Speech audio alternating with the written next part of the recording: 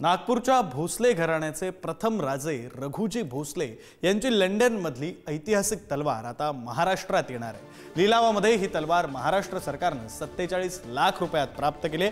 सरकारच्या प्रयत्नांसाठी मुख्यमंत्री देवेंद्र फडणवीस यांचे आभार मानले जातात आणि सांस्कृतिक कार्यमंत्री आशिष शेलार यांचेही मुधोजीराजे भोसले यांनी आभार मानले। शूर मराठा सरदार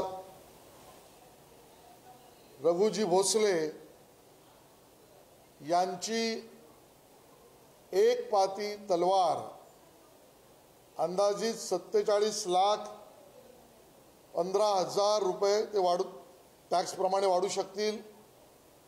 या 47,15,000 रुपयामध्ये सर्वात जास्त बोलीवर मध्यस्थाकरवी महाराष्ट्र सरकारने मिळवली।